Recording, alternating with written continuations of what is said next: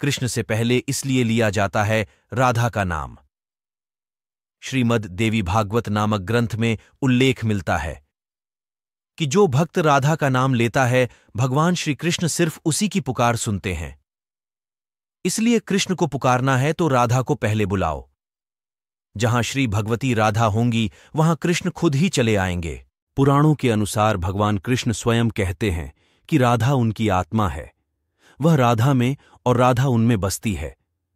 कृष्ण को पसंद है कि लोग भले ही उनका नाम नहीं लें, लेकिन राधा का नाम जपते रहे। इस नाम को सुनकर भगवान श्री कृष्ण अति प्रसन्न हो जाते हैं। इसका उल्लेख श्री कृष्ण जी ने नारद से किया है। इस संदर्भ में कथा है कि व्यास मुनि के पुत्र शुकदेव जी तोता बनकर राधा के महल में रहने लगे। शुकदेव जी हमेशा राधा राधा रटा करते थे। एक दिन राधा ने शुकदेव जी से कहा कि अब से तुम सिर्फ कृष्ण कृष्ण नाम जपा करो। शुकदेव जी ऐसा ही करने लगे। इन्हें देखकर दूसरे तोता भी कृष्ण कृष्ण बोलने लगे। राधा की सखी सहेलियों पर भी कृष्ण नाम का असर होने लगा। पूरा नगर कृष्णमय हो गया, कोई राधा का नाम नहीं लेता था। एक दिन कृष्ण उदास भाव से राधा से मिलने जा रहे थे। राधा कृष्ण की प्रतीक्षा कर रही थी। तभी नारद जी बीच आ गए। कृष्ण के उदास चेहरे को देखकर नारद जी ने पूछा कि प्रभु, आप उदास क्यों हैं? कृष्ण कहने लगे कि राधा ने सभी को कृष्ण नाम रटना सिखा दिया है।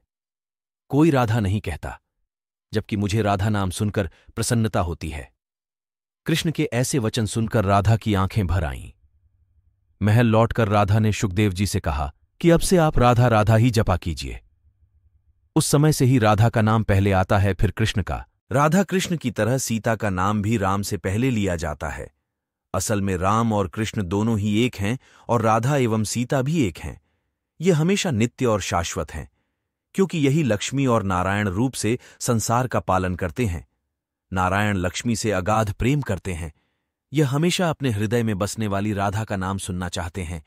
इसलिए ही कृष्ण नाम से पहले राधा नाम लिया जाता है।